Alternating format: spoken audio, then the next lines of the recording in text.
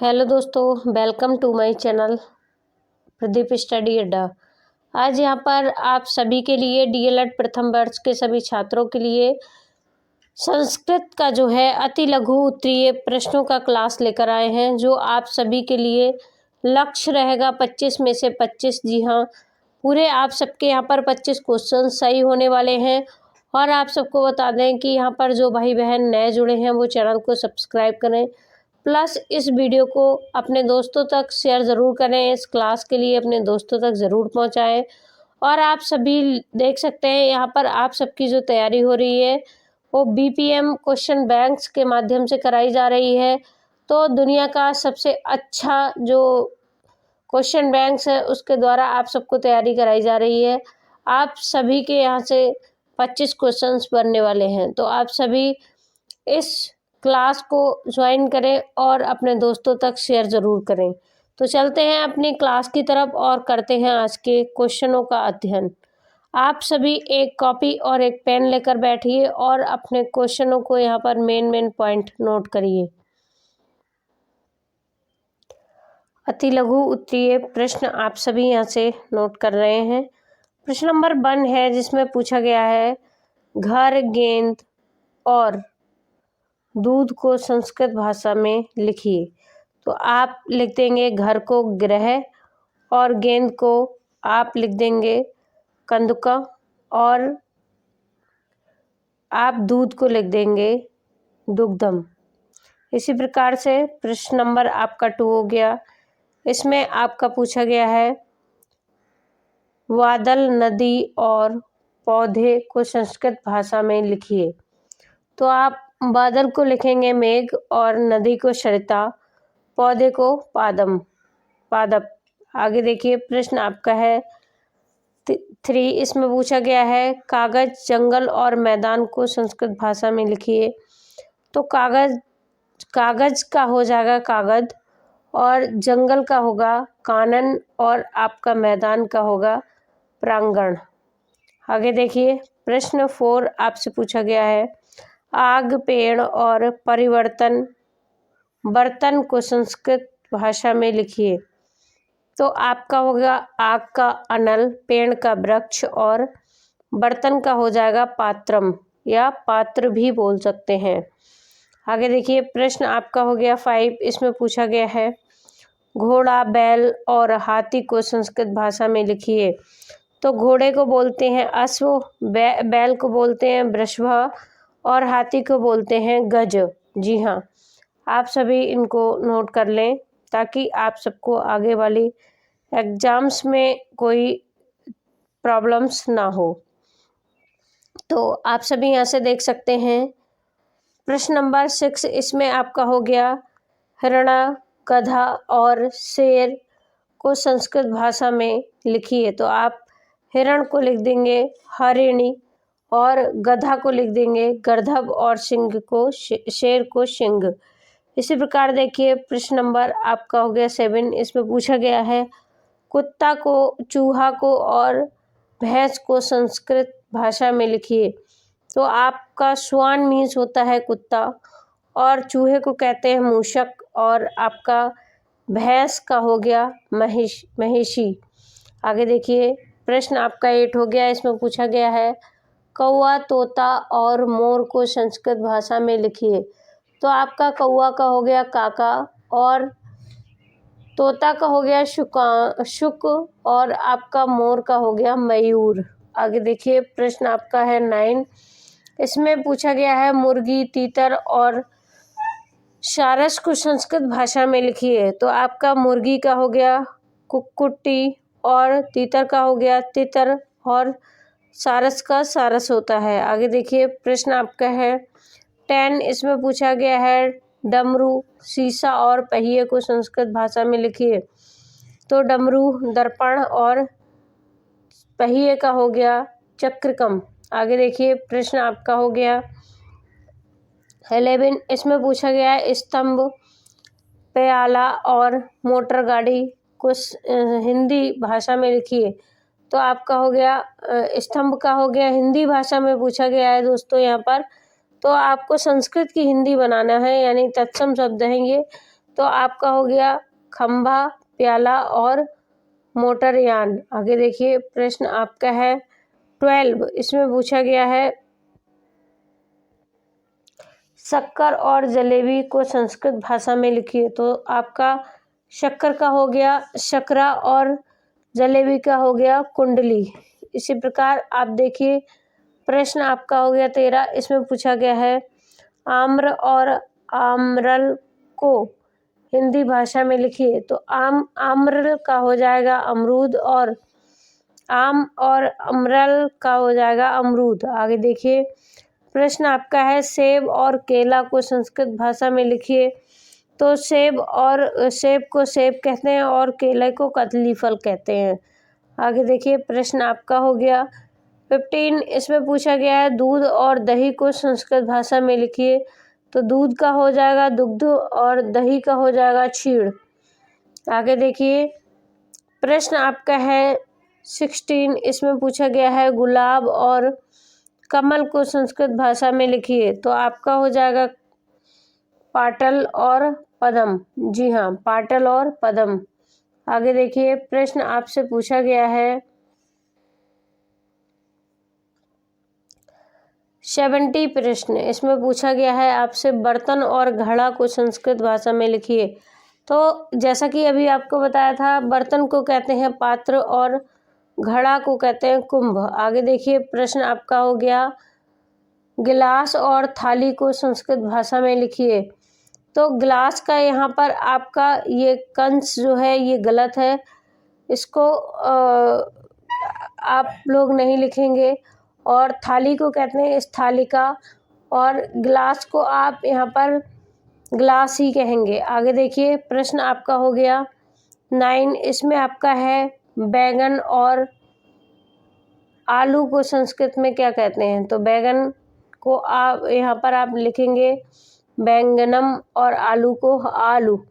आगे देखिए प्रश्न आपका है 20, इसमें आपको पता है पूछा गया है कि गाजर और मूली को संस्कृत भाषा में लिखिए। तो आप गाजर को कहेंगे गंजन और आपका मूली का हो जाएगा मूलक। आगे देखिए प्रश्न आपका है 21, इसमें आपका पूछा गया है चावल और मटर को संस्कृत भाषा में लिखिए। तो आपको लिखना है चावल को ब्रही और मटर को कलाए। आगे देखिए प्रश्न आपका हो गया 22, इसमें पूछा गया है संज्ञा के भेद बताइए। तो आप सबको बताना है कि संज्ञा के यहाँ पर 3 भेद होते हैं, व्यक्तिवाचक संज्ञा, जातिवाचक संज्ञा और भाववाचक संज्ञा। आगे देखिए प्रश्न आपका है व्यक्तिवाचक संज्ञा किसे कहते हैं। तो आपको बताना है कि जिन शब्दों के द्वारा वस्तु, व्यक्ति एवं स्थान आदि का बोध होता है उन्हें व्यक्तिवाचक संज्ञा कहते हैं। जैसे आपका हो गया श्याम हो गया, राम हो गया, सीता हो गई, गीता हो गई। स्थान जैसे गोरखपुर, दिल्ली, बम्बई, जो भी आप नोट कर सकें।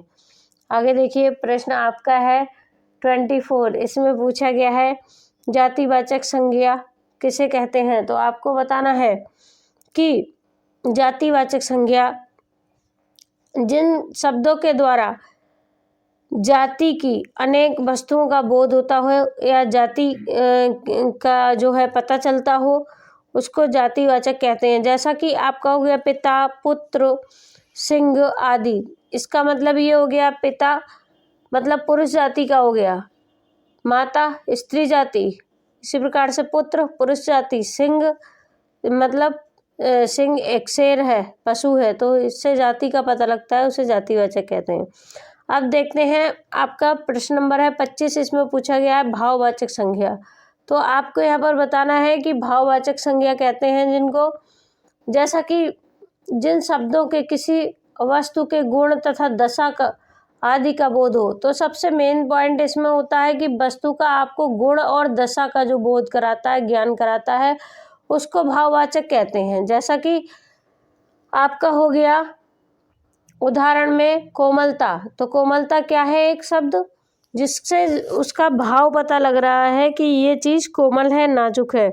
सुंदरता, सुंदरता भी भाव को प्रदर्शित करती है। इसी प्रकार से आप सब उदाहरण सहित नोट करें। आगे देखिए प्रश्न आपका हो गया लिंग किसे कहते हैं। तो यहाँ पर आपको बता दें कि लिंग का अर्थ है चिन्ह, जिनके द्वारा जिसके द्वारा अमुक शब्द स्त्री जाति या फिर अमुक शब्द पुरुष जाति के लिए प्रयुक्त होता है, उसे लिंग कहते हैं। जैसा कि प्रश्न नंबर आपका 27 हो गया। इसमें पूछा गया है लिंग के प्रकार बताइए। तो लिंग के 3 प्रकार होते हैं, पुल्लिंग, स्त्रीलिंग और नपुंसक लिंग। आगे देखिए प्रश्न आपका हो गया 28। इसमें पूछा गया है वचन किसे कहते हैं।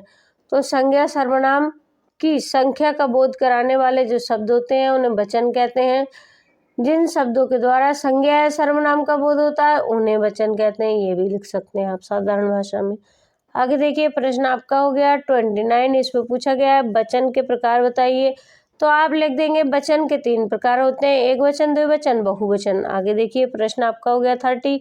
इसमें पूछा गया है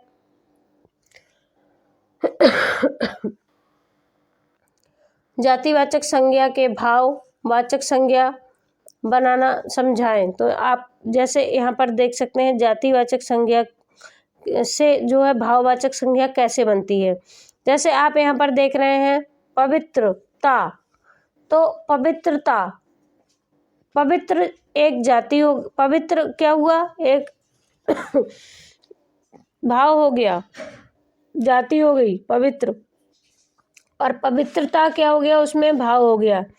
ऐसी मित्र जातिवाचक हो गया, मित्रता भाववाचक हो गई। इसी प्रकार से बुरा, बुरा क्या है, बुरा एक जाति है, और बुराई, बुराई क्या हो गई, भाव हो गया उसका। ईमानदार और ईमानदारी। इसी प्रकार से देखिए क्वेश्चन नंबर आपका हो गया 31। इसमें पूछा गया है क्रिया से भाववाचक संज्ञा बनाना समझाइए। तो आपको यहाँ पर बनाना है जैसे मिठाई, मीठा, मीठा, मीठा में ई लगा दोगे तो हो जाएगा मिठाई। इसी प्रकार से पढ़ना, पढ़ना का हो जाएगा पढ़ाई। इसी प्रकार से मोटा, मोटा में पा लगा दोगे तो हो जाएगा मोटापा। इसी प्रकार से बूढ़ा, बुढ़ापा, और इसी प्रकार से बूढ़ापा। आप सभी इसको नोट कर सकते हैं। आगे देखिए प्रश्न आपका हो गया 32। इसमें पूछा गया है विश्लेषण से भावात्मक संज्ञा बनाना समझाइए। तो आपका हो गया ता, उदारता, सुंदरता। आप सभी इसी तरह से बना सकते हैं। आगे देखिए प्रश्न आपका हो गया 33। इसमें पूछा गया है संज्ञा के कुछ प्रमुख उदाहरण लिखिए। तो आपका हो गया मेज, कुर्सी, मथुरा नगरी, दिल्ली द्वारिका, महात्मा गांधी, बुराई आदि। आगे देखिए प्रश्न आपका हो गया 34। इसमें पूछा गया है संस्कृत भाषाई भारतीय विरासत एवं सभ्यता का प्रतीक है, ये कथन किसका है। तो ये कथन आपको बताना है कि श्री बीबी गिरी का है। जी हाँ। आगे देखिए प्रश्न आपका हो गया 35। इसमें पूछा गया है रचना के आधार पर संज्ञा शब्दों के भेद लिखिए। तो रचना के आधार पर संज्ञा शब्दों के 2 भेद होते हैं, स्वरूप, स्वरांत संज्ञा शब्द, और आपका हो गया व्यंजनांत संज्ञा शब्द। ये दोनों शब्द आप लोग नोट करें। आगे देखिए प्रश्न आपका हो गया 36। इसमें पूछा गया है विश्व की भाषा में प्राचीन तथा सर्वश्रेष्ठ भाषा कौन सी है। तो आपको यहाँ पर बताना है कि संस्कृत भाषा। आगे देखिए प्रश्न आपका हो गया 37। इसमें पूछा गया है क्रिया किसे कहते हैं। तो आपको लिखना है जिससे किसी काम का करना या होना पता चलता है उसे क्रिया कहते हैं। आगे देखिए प्रश्न आपका हो गया 38। इसमें पूछा गया है समस्त भाषाओं की जननी किस भाषा को माना गया है। तो आप लिख सकते हैं संस्कृत भाषा को। इसी प्रकार आप सभी प्रश्न देख सकते हैं 39। इसमें पूछा गया है पुल्लिंग शब्द का अर्थ दीजिए। तो आपका हो गया जैसे मेघ, सिंधु, ऋतु, कान, काल, दानव आदि। आगे देखिए प्रश्न आपका हो गया 40। इसमें पूछा गया है स्त्रीलिंग शब्द का उदाहरण दीजिए। तो आपका हो गया वीणा, और आपका हो गया विद्युत, नदी, विद्या, घी, भू आदि। आगे देखिए प्रश्न आपका हो गया 41। इसमें पूछा गया है नपुंसक लिंग शब्द का उदाहरण दीजिए। तो आपका हो गया गमनम, महत्वम, दानम और पर्वम आदि।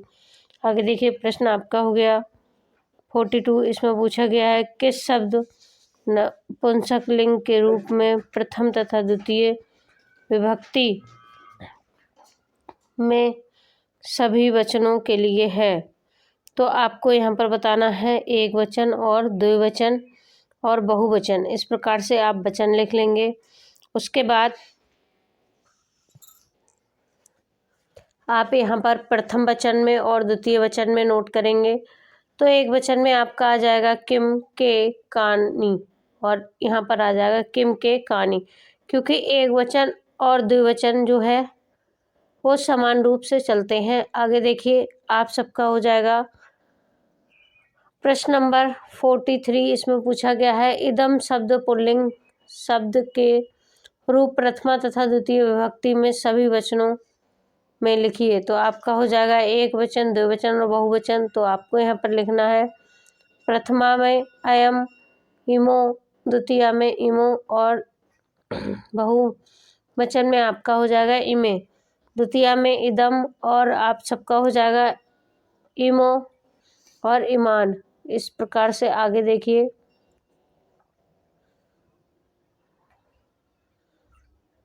आप सबको सभी वचन रूप अच्छे से याद कर लेना है।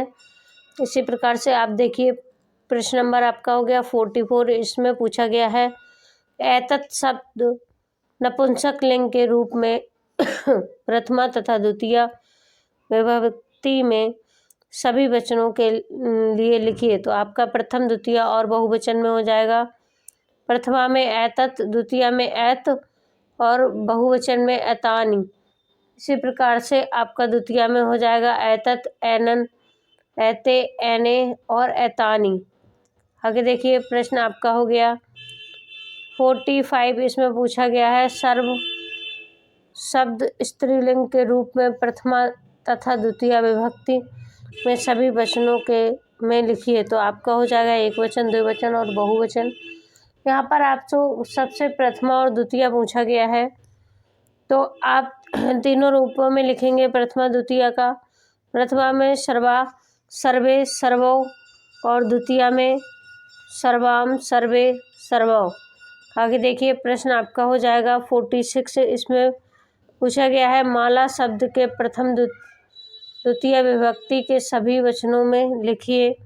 तो आपका हो जाएगा एक वचन, द्विवचन और बहुवचन में। यहाँ पर प्रथमा में माला हो जाएगा माले और मालाह, माला। द्वितीय में आपका मालाम, माले और माला। इसी प्रकार आप देखिए प्रश्न आपका है 47। इसमें पूछा गया है मधु उक्रांत नपुंसक लिंग शब्द के रूप प्रथमा द्वितीय विभक्ति एवं सभी वचनों में लिखिए। तो आपका एक वचन, द्विवचन, बहुवचन। प्रथमा में आपका हो जाएगा मधु, मधुनी और मधुनी और द्वितीय में आपका हो जाएगा मधु, मधुनी, मधुनी। इसी प्रकार से आप यहाँ पर देख सकते हैं 48 जो क्वेश्चन है उसको मति शब्द के रूप प्रथमा द्वितीय विभक्ति एवं सभी वचनों में लिखिए। तो आपका हो जाएगा प्रथमा एक वचन, द्विवचन और बहुवचन में प्रथमा में मति, मति और मतय। इसी प्रकार से द्वितीय में मति, मति और मति।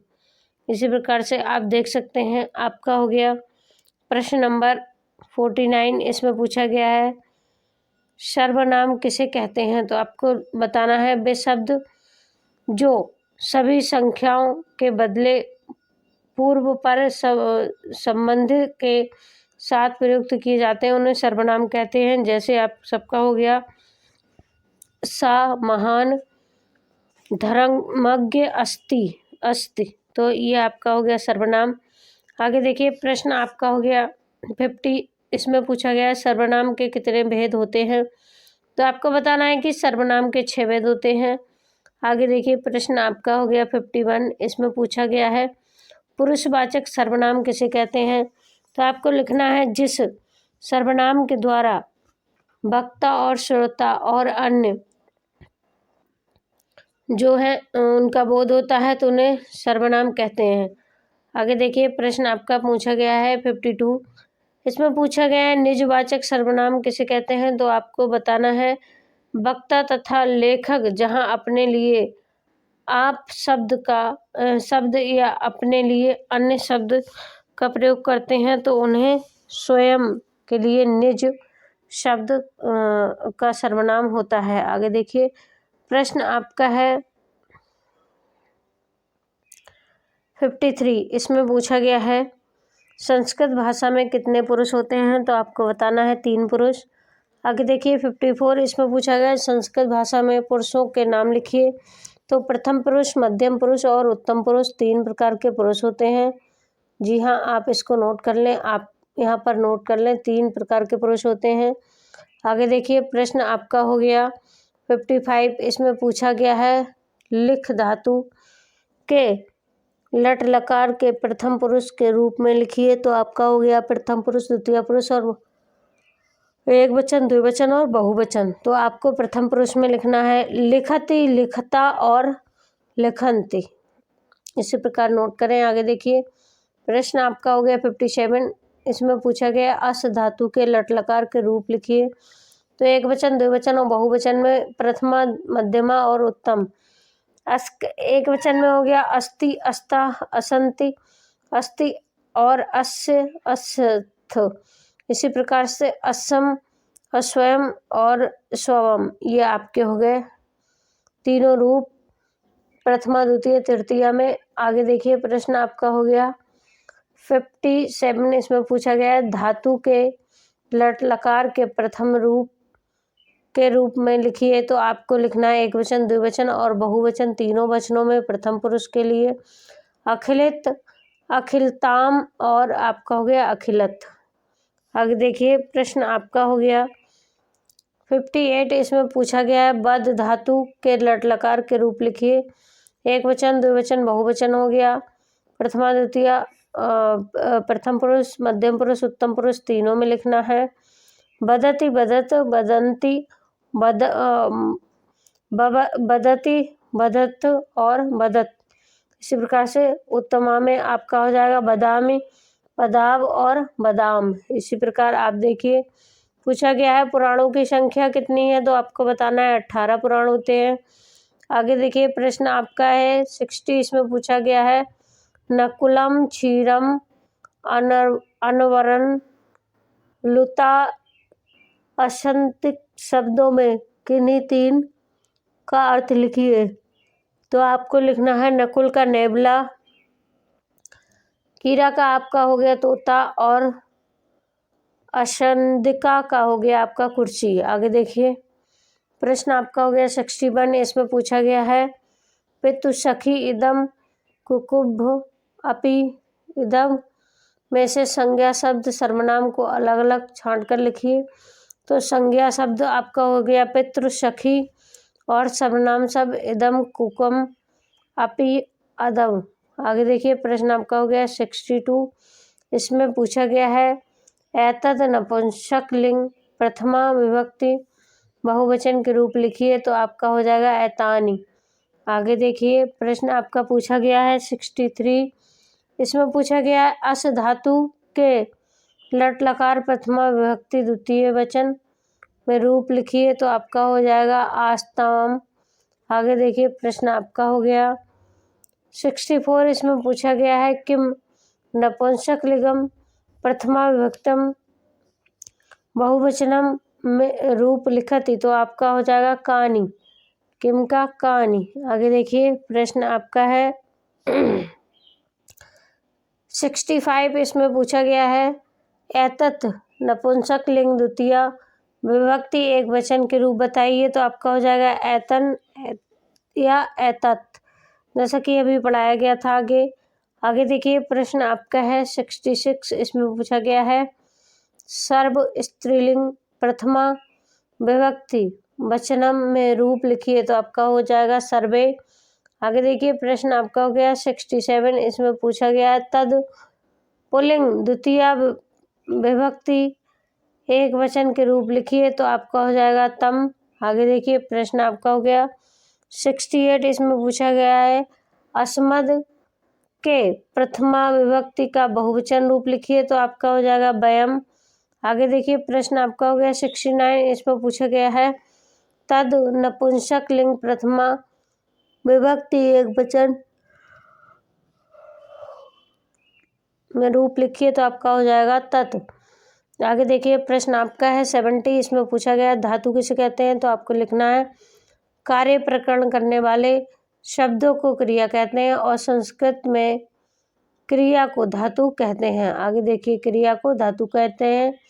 आगे देखिए आपका प्रश्न हो गया 71, इसमें पूछा गया है संस्कृत आयोग का गठन। जी हाँ, इसमें पूछा गया है संस्कृत आयोग का गठन किस सन में हुआ था आपको बताना है 1958 में। आगे देखिए प्रश्न आपका हो गया 72, इसमें पूछा गया है वेद कितने प्रकार के होते हैं तो आपको बताना है वेद 4 प्रकार के होते हैं, ऋग्वेद, यजुर्वेद, अर्थवेद और सामवेद।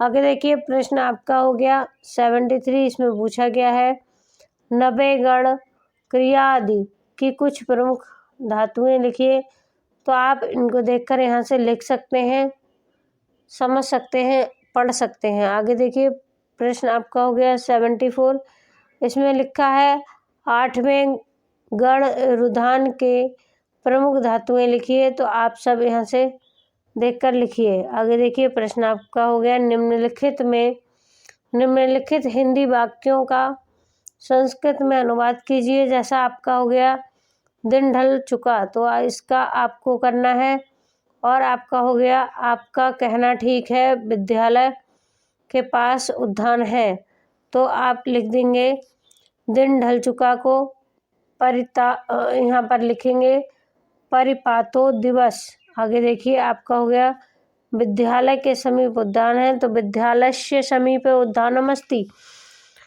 आगे देखिए आपका हो गया आपका कहना ठीक है तो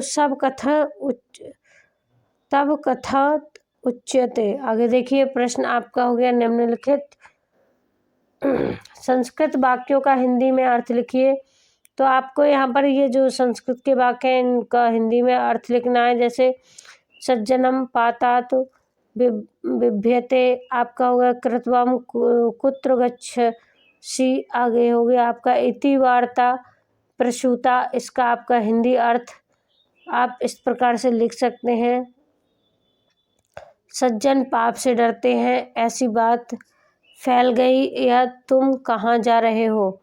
इसी प्रकार आप देख सकते हैं 77, इसमें पूछा गया है वचन का अर्थ क्या अर्थ है तो आपको बताना है वचन का अर्थ पढ़ना, पाठ करना या फिर उच्चारण करना है। आगे देखिए प्रश्न आपका है 78, इसमें पूछा गया वचन कितने प्रकार के होते हैं तो 3 प्रकार के होते हैं।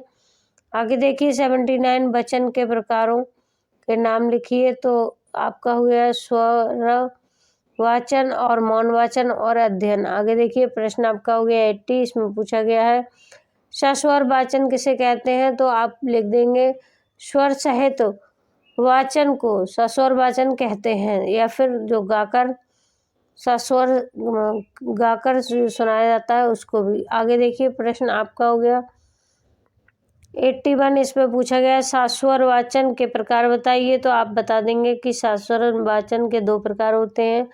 आगे देखिए प्रश्न आपका हो गया 82, इसमें पूछा गया है अस्वापतिति में कौन सा कारक है तो आपका हो जाएगा आपदान कारक।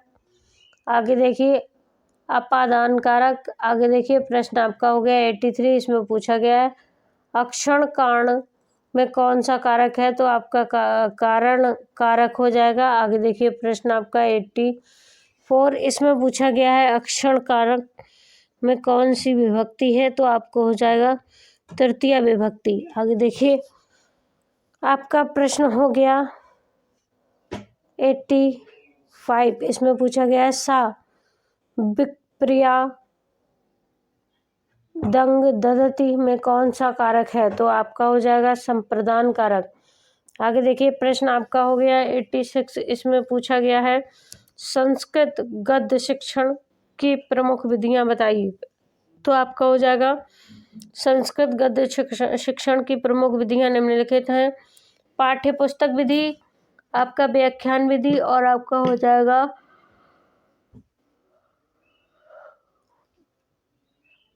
हर भारतीय विधि। आगे देखिए प्रश्न आपका हो गया 87, इस पर पूछा गया है कोई एक श्लोक लिखिए। तो आप सबको कोई भी एक श्लोक लिख देना है जो आप सबको याद हो या अपनी पाठ्य पुस्तक से जो भी आपने याद किया हो उससे।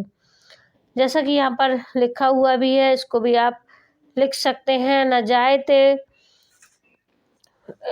जो श्लोक है ये भी आप लिख सकते हैं। आगे देखिए आप सबका हो गया 88, इसमें पूछा गया है खंडयवंत विधि का दोष बताइए। तो आपका हो जाएगा इस विधि के कारक शिक्षण में अधिक व्यय होता है। आगे देखिए प्रश्न आपका हो जाएगा 89, इसमें पूछा गया है खंडाब्न विधि का गुण लिखिए। तो आपका हो जाएगा ये विधि माध्यमिक और उच्च स्तर के लिए उपयोगी है। आगे देखिए प्रश्न आपका हो गया 90, इसमें पूछा गया है 15, 18, 20 को संस्कृत भाषा में लिखिए। तो आपका हो जाएगा पंचदश, अष्टदश और विशंति। आगे देखिए प्रश्न आपका हो गया 91, इसमें पूछा गया है 50 और 100 को संस्कृत भाषा में लिखिए। तो आपका हो जाएगा 50 शत और 100 को कहते हैं शतक। आगे देखिए प्रश्न आपका हो गया 92, इसमें पूछा गया है फिल्म स्ट्रिप क्या है। तो आपको बताना है फिल्म स्ट्रिप पर जो है स्थिर चित्र होते हैं। आगे देखिए प्रश्न आपका हो गया 93, इसमें पूछा गया है प्रोजेक्टर का कार्य बताइए। तो आपको बताना है कि इसमें चित्रों को बड़े पर्दे पर प्रक्षेपित कर दिया जाता है। आगे देखिए प्रश्न आपका हो गया 94, इसमें पूछा गया है फिल्म स्ट्रिप का मुख्य लाभ बताइए। तो आपका हो गया इसमें चित्र क्रमबद्ध होते हैं। आगे देखिए 95, इसमें पूछा गया है संस्कृत वर्णों का क्रम किस पद्धति पर आधारित है। तो आपका हो गया वैज्ञानिक पद्धति। आगे देखिए प्रश्न आपका हो गया 96, इसमें पूछा गया है नाटक शिक्षण के द्वारा बालकों में किस क्षमता का विकास होता है। तो आपका हो जाएगा भाव प्रकरण की क्षमता। आगे देखिए प्रश्न आपका हो गया 97, इसमें पूछा गया है संस्कृत भाषा का प्राण है। तो आप बता देंगे कि संस्कृत भाषा का प्राण व्याकरण है।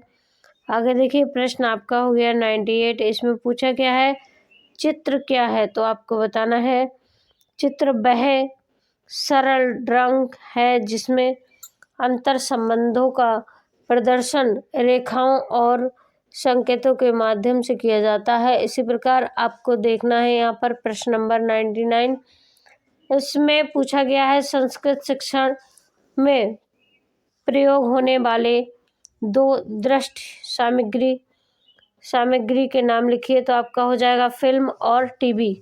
आगे देखिए प्रश्न नंबर आपका हो गया 100, इसमें पूछा गया है चार्ट का मुख्य उद्देश्य क्या है। तो आपको बताना है किसी भी चार्ट का मुख्य उद्देश्य या सिद्धांत सिद्धांत को प्रदर्शित करना है। तो आप सभी अगर कुछ नहीं समझ पाए हैं तो कमेंट बॉक्स में कमेंट ज़रूर करें और इस वीडियो को अपने दोस्तों तक शेयर करें।